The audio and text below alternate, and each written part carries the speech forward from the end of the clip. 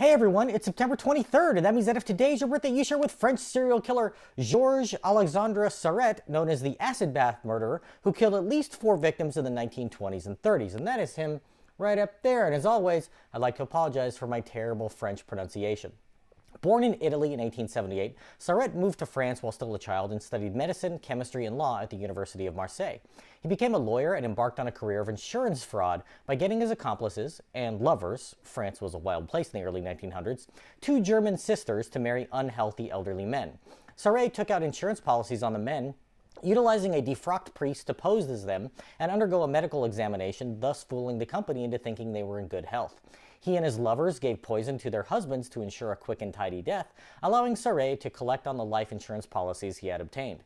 After 3 days of living in a home with rotting corpses, they placed the bodies in a bathtub filled with acid to get rid of the evidence. In 1925, however, he decided that the man he was using to pose as the victims was getting greedy and wanted to cut him out of the scheme.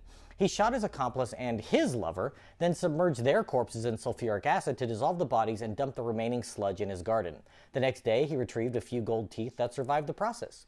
No one knew that the pair had been murdered, just that they had disappeared since their bodies were never found. But 6 years later, one of the sisters who was in cahoots with Sarret was arrested for another insurance scheme in which she faked her own death by obtaining the corpse of a woman near to her age who had recently died of tuberculosis. She left town after faking her death, but fell in love with a man who wanted to return to Marseille.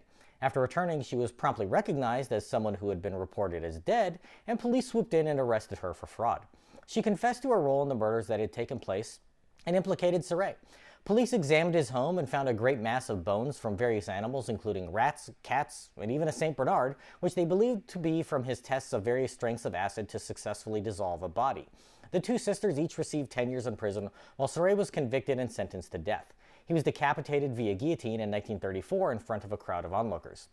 During the process, the guillotine jammed, causing Sarret to shout, "Imbeciles, be quick, can't you?" After 10 minutes of waiting while strapped to the device, his head was severed from his body.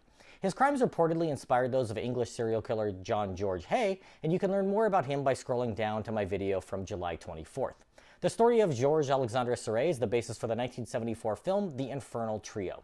If this is your birthday, I hope you have a great day. Leave me a comment so I can wish you a happy birthday.